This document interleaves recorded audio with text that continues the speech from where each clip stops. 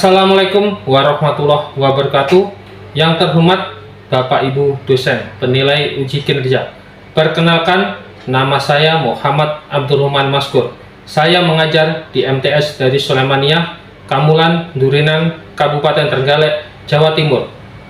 Di sini saya sebagai guru fikih dan juga peserta PPG dalam jabatan PEK 1 2025 di Universitas Alauddin Makassar dengan nomor NIM 210.001.241.465. Di sini saya akan membuat video pembelajaran tentang materi sholat dalam keadaan tertentu untuk kelas 7 MTS dengan model pembelajaran Problem Based Learning atau PBL. Bagaimana keseruannya? Mari kita mulai.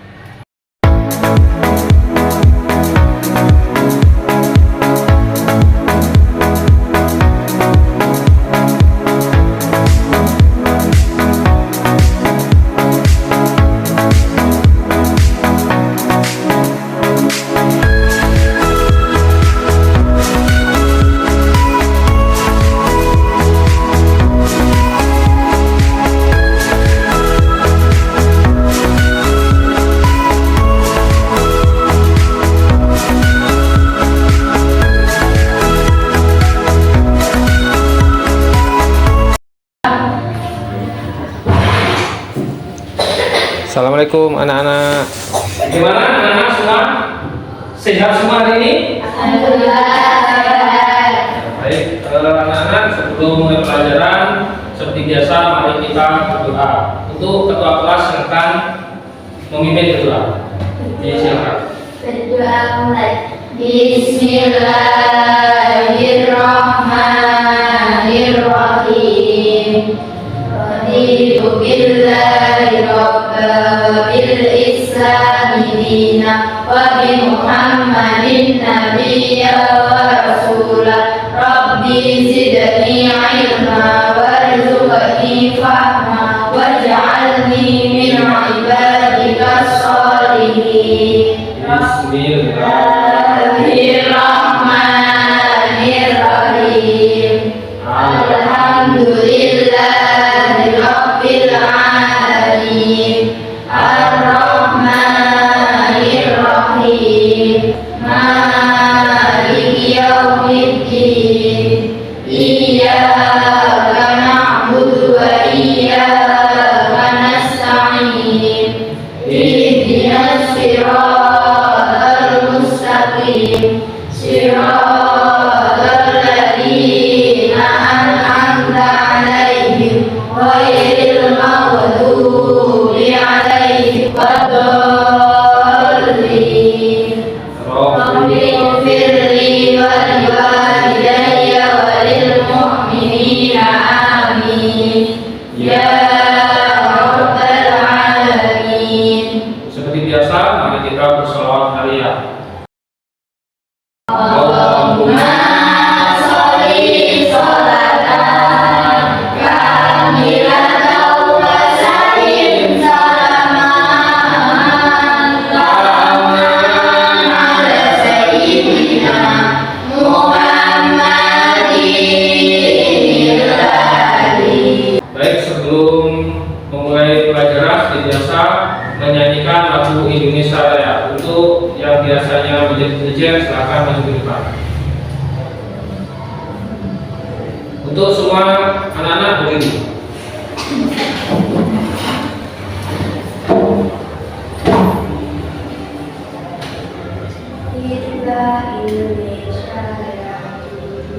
Indonesia tanah airku, tanah tumpah darahku.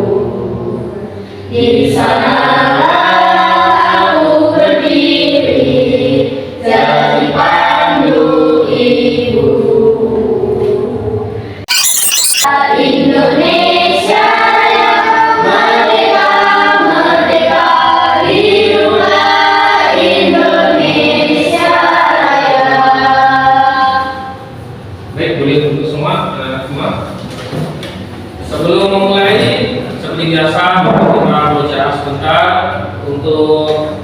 memulai agar materi hari ini dan pelajaran hari ini bisa berkah. Silakan untuk surat yasinnya disiapkan, kita memulai belajar bersama-sama. Silakan bisa dipimpin oleh ketua kelas. A'udzu billahi minasy syaithanir rajim. Bismillahirrahmanirrahim. Ya Yasin wal Qur'anil Hakim. Innaka laminal mursalin ala siratin mustaqim. Baik anak-anak, terima kasih. Semoga niat dan juga doa kalian semua bisa berkah, nanti menjadi ilmu yang bermanfaat ya. Amin ya rabbal alamin. Sebelumnya saya absen dulu untuk hari ini. Khalifatul Nisa. Sakit? Sakit apa Khalifatul Nisa? Apa? Tunang-tunang. Sudah dikasih obat? Wah, ya. Eka Septiani. Kadiro. Fadilatul Hikmah. Hapsari. Sakit apa? Hapsari? Pusing. Sudah dikasih obat? Cynthia. Ya. Jadi ada 3 teman kita yang hari ini sakit. Kita doakan semoga cepat sembuh ya.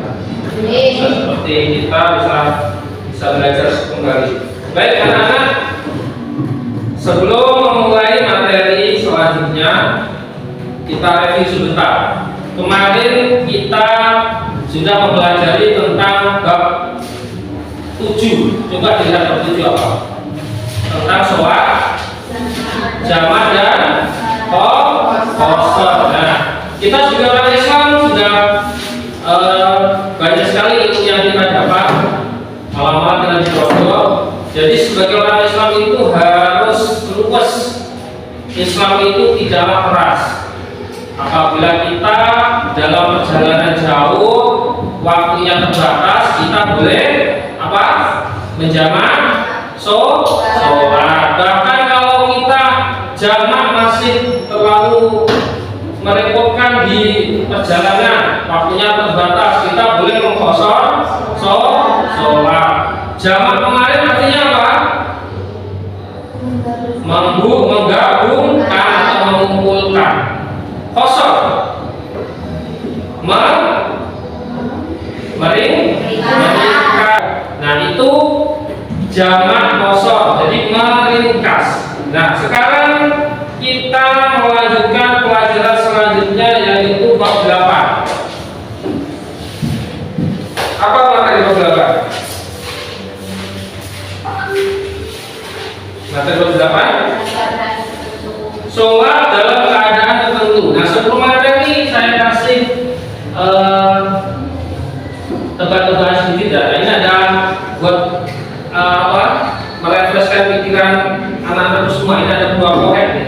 Saya bagikan. Silakan di nanti yang cepat ini. Silakan disusun seperti itu. Geserlah 1 korek api agar persamaan di bawah jadi benar. 3 tambah 1 6, betul nggak? Salah. Nah yang betul berarti bagaimana? Cuma menggeser 1 korek. Yang digeser jawabannya, apa yang digeser soal pertanyaannya, huruf di pertanyaan itu ganti jadi angka yang betul harusnya berapa itu? Nah kalau benar seharusnya 5 tambah 1. Nah berarti bagaimana menggeser menjadi cuma menggeser 1? Angkat tangannya dari sana.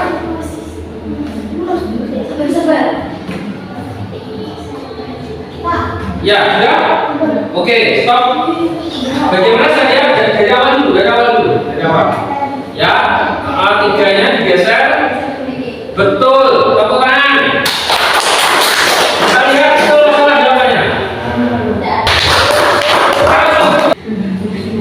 Oke, saya mau bertanya kepada adik-adik semua. Ini gambar apa? Tentara. Tentara Tentara? Tentara di belakang apa? Sholat. Yang belakang bawa enggak? Tentara lagi menyamar. Tentara lagi nyamar, tentara lagi sholat. Nah, ini gambar tentara lagi sholat. Jadi sholat dalam peperangan. Nah, yang belakang jaga-jaga, yang depannya sholat. Oke. Lanjut. Ini gambar apa? Orang sakit yang habis sholat. Yang tengah ini sholat dalam keadaan miring. Yang paling pinggir dalam keadaan duduk. Yang di sebelah sini dalam keadaan terlentang. Lanjut. Orang lagi sholat itu. Baik, tangannya lagi menunjukkan dari sholat ya. Dalam kondisi miring. Sholat di mana ya? Pesawat. Sholat di pesawat. Sama ya. Nah ini kasih tentara berjaga-jaga, yang satunya sholat. Nah ini sholatnya orang cacat. Ini orang sakit di dalam rumah sakit, sholat ya. Nah ini sholat di pesawat. Oke anak-anak, sekarang mohon dicatat. Ini saya catat catatannya. Untuk kelompok 1. Buat satu pertanyaan setelah kalian melihat gambar di atas. Yang menjagal, rapatkan bersama kelompoknya. Yang menjagal, buat pertanyaan dari gambar tadi. Kita melihat tentara lagi sholat dalam berperang. Kita melihat orang sakit. Satu pertanyaan saja yang menjajal. Pak, sakit kok. Nah, monggo, buat pertanyaan, satu pertanyaan saja. Kalau sudah, saya minta kertas pertanyaannya. 8 terkait sholat dalam keadaan tertentu. Nah ini. Kita baca bersama-sama ya. A'udzubillahi minasyaitonir rajim. Bismillahirrahmanirrahim. Wa aqimus sholata wa atuz zakata warka'u ma'ar raki'in. Atamuruna nasa bil birri wa tansawna anfusakum wa antum tatluna al-kitab. Afala ta'qilun.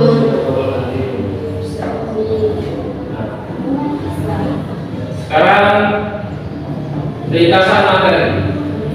Coba dibaca. Oke, silakan baca. Ilya. Umat Islam diwajibkan menjalankan sholat 5 waktu dalam sehari. Sholat 5 waktu tidak boleh ditinggalkan dengan alasan apapun. Umat Islam wajib mendirikan sholat pada dimanapun berada dan dalam segala kondisi. Orang sakit maupun sehat dalam keadaan lapang maupun sempit atau dalam keadaan menetap maupun berpergian wajib melaksanakan sholat. Orang yang melalaikan sholat termasuk golongan yang celaka, apalagi orang yang meninggalkan sholat golongan sebagai kafir yang akan abadi di dalam. Oke, stop. Nah, ini sudah dijelaskan dalam ayat Al-Quran tadi dan juga ringkasan ini ya. Jadi umat Islam itu harus menjalankan 5 waktu dimanapun kalian berada, baik dalam keadaan sakit, dalam keadaan perjalanan atau dalam keadaan repot. Kalau hanya repotnya jualan, repotnya repotnya jalan-jalan sama temennya, kalau meninggalkan sholat berdosa apa tidak kan? Berdosa. Nah, jadi kita sudah dicontohkan dalam gambar tadi, dalam kondisi perang, bapak tentara tetap sholat. Dalam kondisi sakit di rumah sakit, padahal posisinya belum tentu suci. Nah, di dalam rumah sakit itu kalau orang tua sakit, biasanya pipisnya yelenggon, wapinya yelenggon, terus pokoknya nggak asik. tapi tetap sholat. Nah, tetap sholat. Dihormatin waktu. Jadi tetap kita menghormati waktu sholat. Nah, seperti tadi tidak bisa berdiri, duduk, tidak bisa duduk, berbaring, miring. Lalu kalau tidak bisa miring, lentah. Kalau tidak bisa semuanya, tapi tetap duduk, pakai isyarat. Jadi itulah sholat. Karena salah satu rukun Islam yang satu-satunya langsung dari Allah. Jadi nanti pasti suatu saat akan mengalami dan ingat, harus tetap sholat. Jangan sampai mengikuti teman-teman yang tidak sholat. Sholatnya itu aja dikodok, betul nggak? Nah, sholat dikodok dengan sengaja, betul nggak? Nah, salah. Jadi kita harus tetap dihormati waktu. Kalau memang nanti setelah turun dari kereta kita mau memperbaiki, silakan. Intinya dihormati waktu. Oke, lanjut. Nah, ini sudah jelaskan. Dalam keadaan sakit tetap harus sholat, asalkan masih dalam kesadaran. Nah, maksudnya bagaimana? Jadi kalau masih sadar, ini otaknya masih berjalan, itu baru kalian tetap sholat. Pak, kalau sudah pikun, linglung, bagaimana sholatnya? Baru kalau dia sudah pikun, sudah tidak bisa diajak berkomunikasi, nah itu baru nggak apa-apa. Tapi kalau posisi tangannya sakit, kakinya sakit, semua sakit, nggak bisa bergerak, tapi otak kita masih sehat, wajib sholat. Ini sudah dijelaskan dalam otak juga. Itu ya, jelas ya. Kita lanjut. Salat dengan duduk. Nah ini ya, salat dengan duduk dijelaskan di dalam hadis Rasulullah SAW. Bismillahirrahmanirrahim. Ra'aitu Nabiyya sallallahu alaihi wasallam yusolli mutarabbiyan. Artinya aku melihat Nabi Muhammad SAW salat sambil duduk. Itu saya contohkan dalam hadis. Coba dibaca Putri. Kalau sakit tadi sudah jelas.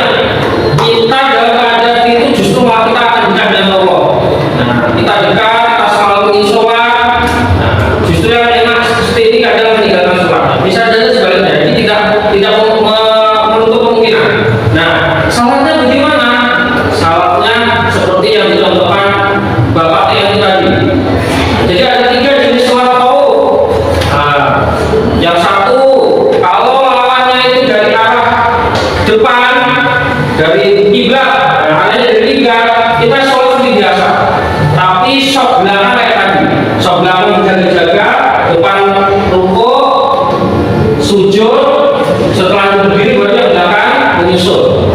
Jadi yang berdiri itu jaga-jaga. Kalau serangannya dikira-kira lawan dari kiblat, kalau lawan dari belakang juga timur, tinggal yang belakang berbalik dulu. Jaga-jaga. Yang ini sholat setelah berdiri berbalik menunggu. Jadi rakaat kedua yang sudah sujud berdiri menunggu, shot kedua sujud lalu berdiri gantian. Itu bisa dibayangkan ya. Nanti praktek ke depan kita praktek. Tapi kalau serangannya dari berbagai macam titik, dari utara, dari timur, selatan dan barat, bagaimana sholatnya? Nah, seperti tadi juga ada, kita membelok lingkaran, betul. Nah, kita buat dua sok, nah sok belakang melingkar, membuat lingkaran, ini yang tengah. Ada yang menghadap ke utara, timur, selatan, barat. Nah, setelah sujud selesai baru ganti. Nah, seperti hal bersama, intinya perkiraan seperti itu. Nanti ada bimbingnya ada. Pak, kalau sedang berperang, Pak, iya sholatnya. Orang tembak-tembak, dia sholat. Apa kita harus berdiri, tertembak lagi Pak nanti? Ada yang bisa menjawab? Ayo, ada yang berani menjawab. Nomor satu, nomor dua, sholatnya bagaimana? Kalau posisi perang, berkecamuk, tembak-tembakan, bagaimana? Ya, bagaimana? Oh, ada yang bisa tahu? Sholatnya tetap.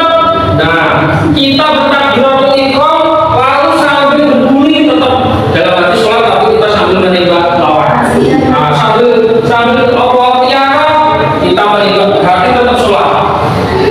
Jadi kita takbiratul ihram Allahu Akbar, kurang dari apa-apa. Itu sudah dihormati waktu. Nah, itu sholatnya para tentara. Jadi kalian harus bangga dengan tentara-tentara yang menjaga NKRI. Dia setiap hari di hutan, kalian ingat di dalam pondok, dia di hutan, di atas pohon, menjaga biar tidak ada apa musuh di negara ini. Ya, bagaimana untuk mempertahankan agamanya? Nah, itu salah satu sholat khauf. Oke. Sekarang pertanyaan yang kalian buat tadi. Nah, ini coba saya lihat soal bagaimana cara sholat orang yang cacat. Nah, yang satu, kenapa orang sakit tetap harus melakukan ibadah salat? Nah, ini betul bagus. Ini saya kembalikan. Sekarang kalian sudah apa tadi? Sudah menerima materi, coba dijawab. Nanti di proses sertifikat ke depan, salah tidak apa-apa, nanti Pak Abdul juga. Oke, saya kembalikan.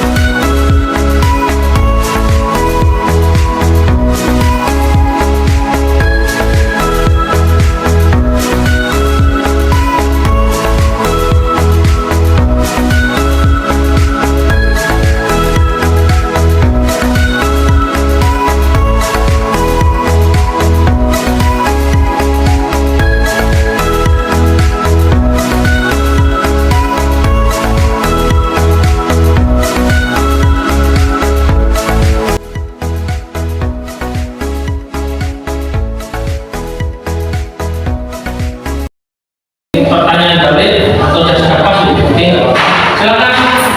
Nggak mau ditutup gitu aja. Bagaimana cara sholat orang yang tidak berdiri dengan alat duduk? Bagaimana orang sholat yang cacat memakai alat bantu? Tepuk tangan, tepuk tangan. Mungkin kelompok satu ada tambahan. Cukup kelompok satu? Oke, cukup. Silakan duduk kembali kelompok dua. Silakan untuk kelompok satu maju ke depan. Hasil dari jawabannya. Silakan.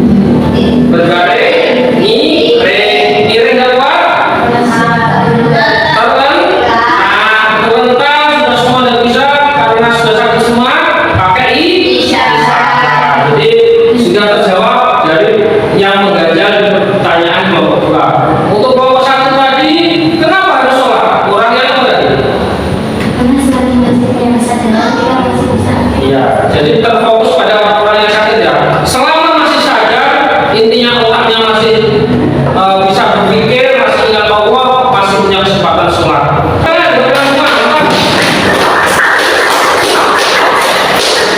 Baik, selanjutnya saya kasih soal untuk dikerjakan di kelompoknya.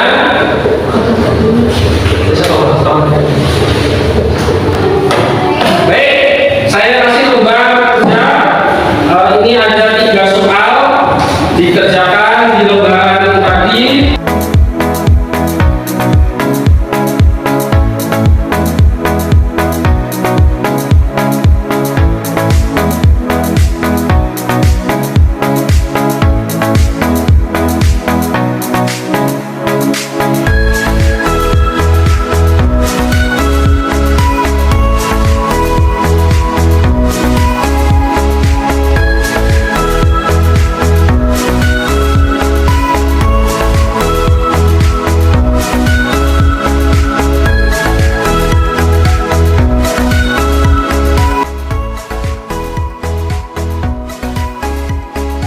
Kepada Allah Subhanahu wa Ta'ala.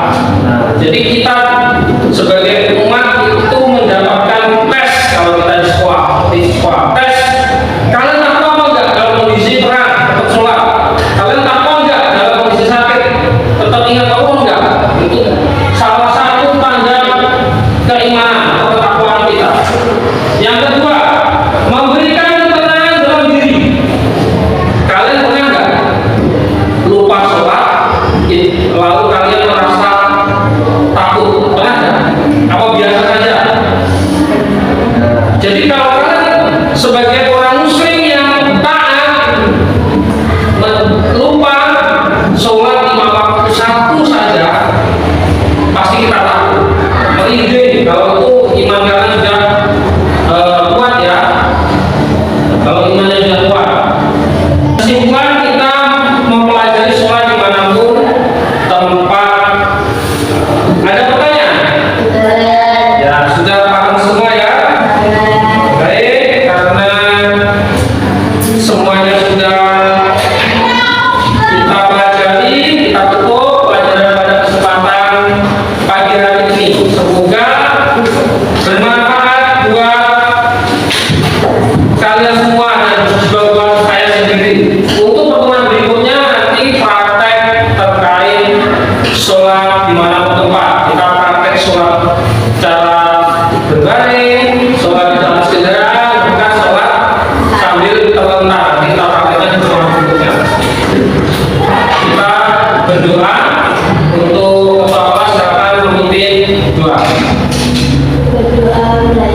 Bismillahirrahmanirrahim. Wal asri innal insana lafi khusrin illa alladziina amanu wa 'amilus sholihati wa tawassaw bil haqqi wa tawassaw bis sabr. Rabbana atina fid dunya hasanah wa fil akhirati hasanah wa qina adzabannar. Walhamdulillahi rabbil alamin. Terima kasih atas semangat hari ini. Semoga bermanfaat untuk kita dapat. Sekian.